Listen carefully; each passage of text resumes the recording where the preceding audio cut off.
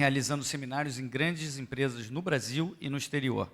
Mestre em Administração de Empresas pela Harvard University, foi professor titular da Faculdade de Economia, Administração e Contabilidade da Universidade de São Paulo. Criador do prêmio Bem Eficiente para entidades sem fins lucrativos e do site www.voluntarios.com.br. Criador de melhores e maiores da revista Exame, avaliou até 95 as 1000 maiores empresas do Brasil. Vamos rodar um vídeo sobre o Steven. Temos o vídeo?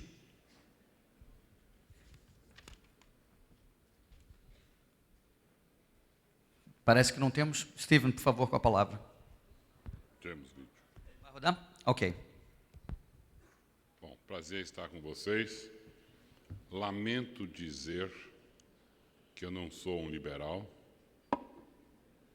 Eu faço parte de uma outra ideologia chamada Administração Socialmente Responsável, que tem uma outra visão, que vocês vão ver.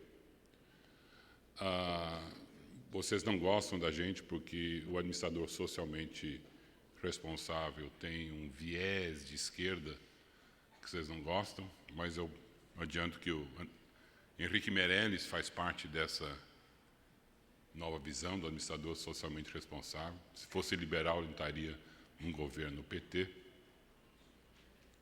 E eu vim aqui por uma outra razão.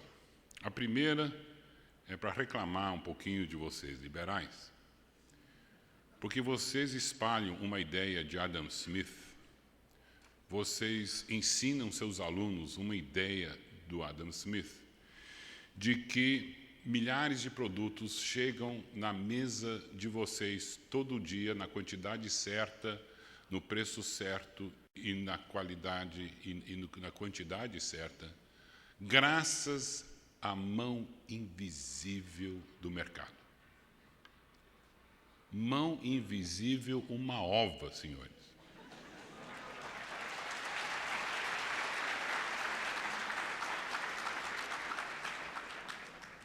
Esses produtos chegam, esses milhares de produtos chegam na mesa dos senhores graças à dedicação de mais de 130 milhões de administradores, supervisores, gerentes, operadores logísticos, inspetores de qualidade, que vocês negam a existência. E aí eu tenho que ouvir alguém da esquerda de que aqui, além disso, a esquerda pega esse valor e diz que o mercado é cego.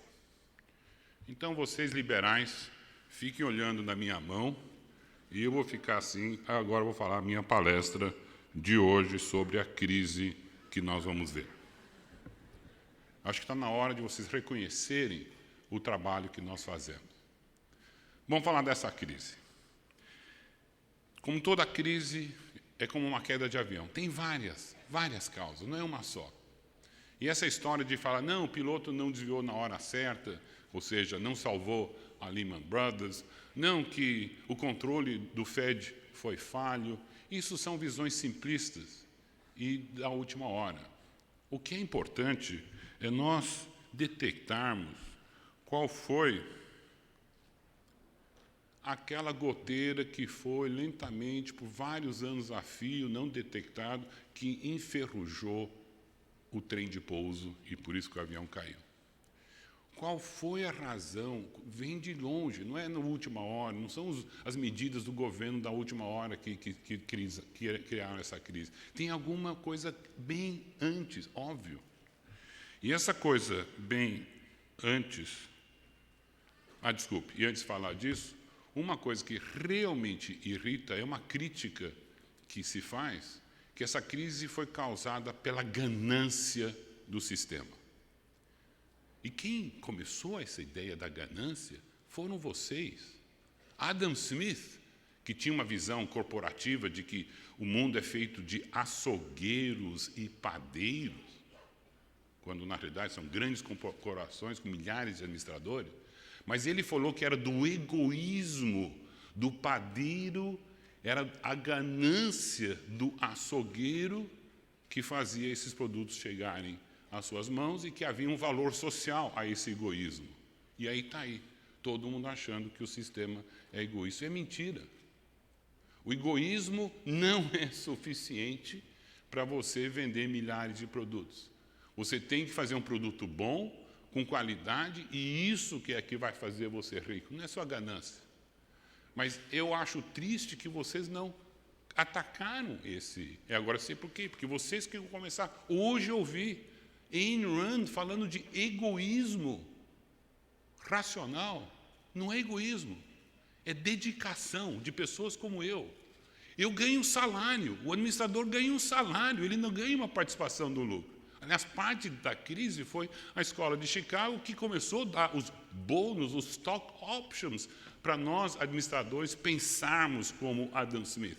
Não quero isso. Eu quero um administrador dedicado que não haja pela ganância.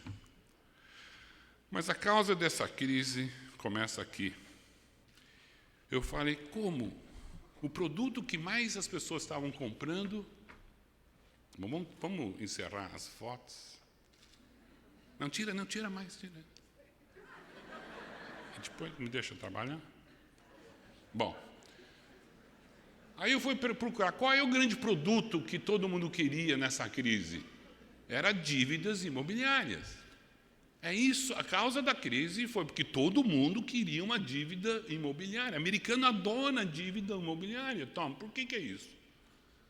E olha que interessante esse gráfico aqui, mostra que os pobres têm menos dívidas imobiliárias, que não faz sentido, porque eles têm menos dinheiro e eles precisam mais de dívida. E os ricos, que é a outra ponta lá em cima, têm mais dívidas imobiliárias, que não faz sentido. Os mais ricos, inclusive, são pessoas mais velhas, e mais velhos já pagaram suas dívidas. Por que nos Estados Unidos, quanto mais rico você é, mais dívida você tem? E quem quer ter dívida? A minha esposa não quer ter dívida, ela quer uma casa quitada, não uma casa endividada. Mas nos Estados Unidos é diferente. Por quê? Por causa desse homem. Este homem começou a uma teoria de que, dando incentivos fiscais, você fazia uma economia sair de uma recessão. Ou seja, que a ganância não era suficiente. Essa é a tese de Keynes, que a ganância não é suficiente, ao contrário do que diz Adam Smith, o egoísmo não é o suficiente, e você tem que dar uma cenoura, que é um incentivo fiscal. E esse time é de 1965, o Keynes, é verdade, as teorias deles eram para uma recessão, e talvez numa recessão a ganância some por medo, mas aí eles começam a falar the Canadian influence, numa economia em expansão. Quer dizer, as ideias do Keynes, se fossem usadas numa economia de expansão, ela poderia crescer mais rápido do que normalmente ela cresce. Por quê? Porque, de novo, os keynesianos acham que a ganância não é suficiente, contrário do que vocês liberais ficam pregando por aí. E a coisa piora. O que eles fizeram? Então, aí está o imposto de renda americano e tem uma grande seção sobre Home Mortgage Interest Deduction. Então, os keynesianos criaram um incentivo fiscal onde você pode fully deduct o juro na compra de uma casa, mas, na realidade, não é uma casa que você está comprando. O incentivo fiscal, olha que loucura, o incentivo fiscal é sobre a dívida que você contrai. Inclusive, o imposto de renda exige, the mortgage só pode ser se você contrair um secured debt. Se for um empréstimo de 20 anos da construtora, não vale. Tem que ser uma dívida com um banco. Olha que loucura, esse incentivo fiscal não é para a compra de uma casa. Esse incentivo fiscal é para uma contratação de uma dívida. É o incentivo fiscal mais maluco que pode existir e ninguém fala sobre isso. Vocês nunca ouviram, a primeira vez que vocês estão ouvindo que essa crise foi causada por um incentivo fiscal neo-keynesiano até o limite de $1 milhão. Isso aí, ó, também é outra página, da mesma página da publicação 0926 que está na internet. Então, por isso que o americano obviamente, quer a maior dívida possível. Eu vou te dar um exemplo de um contrato que eu vi, é de um amigo meu, aliás, é filho de um amigo meu, o nome dele é Thomas, igual o Tom, e ele comprou essa casa, de $1 milhão, que você pode comprar. Ele tem 30 anos, ele é advogado em Nova York. Eu falei, por que você comprou uma casa de $1 milhão? Você é solteiro? Por que você quer uma casa de 18 quartos? Eu falei, tio, é por causa do Mortgage Interest Deduction. É assim, eu estou no limite do incentivo fiscal neo-keynesiano. E olha que interessante, o banco só pediu uma entrada de 10%, ele pagou $100 mil e pegou a dívida de $1 milhão, total $1 milhão e 100. Isso não é um banco ganancioso. Isso é um banco, se ele fosse ganancioso, o banco ia pedir 30% de entrada. Por quê? Porque aí ele teria um buffer, ele teria um grau de segurança, a casa podia cair até de 30% no seu preço, como caiu agora, e o banco estaria tranquilo. Por que o banco só pediu 10%? Para não atrapalhar a vida do cliente. Porque se ele pedisse 30% de entrada, que é o normal no sistema, o meu cliente não teria o benefício máximo do incentivo fiscal neo-keynesiano. E que eu acho incrível, nós estamos há 2 anos dessa crise e nenhum de vocês ouviu isso até agora. Pior, eu falei, bom, eles me cobraram 6% de juro, que é o juro de mercado, mas eles me deram um empréstimo de 10 anos, interest only. Eu falei, como é que é? Por 10 anos eu só tenho que pagar o juro. Como o banco não é ganancioso, ele não quer que você comece a pagar lentamente a dívida? Não, ele quer me agradar. E dessa forma eu tenho o máximo possível do incentivo fiscal. Que tudo que eu estou pagando eu estou deduzindo do imposto de renda. E aí, no 20º ano, então, ela vira tabela price, e aí sim, nos últimos 20 anos, ele tem que pagar a dívida com os juros. Ele está na taxa de 48% de imposto, com o federal e o estadual. Então, vamos fazer os cálculos, pessoal. 48% de abatimento sobre um juro de 6% multiplicado por $1 milhão, $60 mil. Vocês estão me acompanhando? Tudo bem? 6% sobre $1 milhão de dívida é $60 mil. Você abate isso no imposto de renda, dá $28 mil de tax-free, subsídio governamental.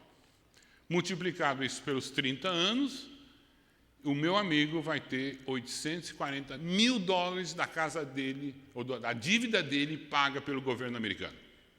84%. Alô? Isso não aparece nos jornais? Os bancos foram idiotas? Claro que não. Idiota é quem não pegar esse subsídio.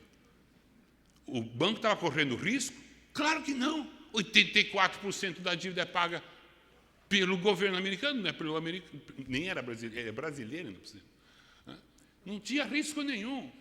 E é pior, o governo americano faz com que o meu amigo se alavanque 10 vezes. E está todo mundo falando que o perigo foi a alavancagem dos bancos. Não, não é a alavancagem dos bancos que foi o problema. É a alavancagem do meu amigo. Ele alavancou 10 vezes, pagou 100 e pegou uma dívida de 1.000, quando devia ter dado 300 para pegar uma dívida de 700 mil. Alavancagem 2 vezes. Bom, então olha aqui, maravilha. E outra coisa que eu achei interessante, que eu nunca entendi, vocês já, como eu, devem ter aterrissado em Miami. E quando você aterrissa em Miami, você vê essas milhares de marinas maravilhosas, né? E eu achei estranho que eu nunca vi um barco entrar e sair.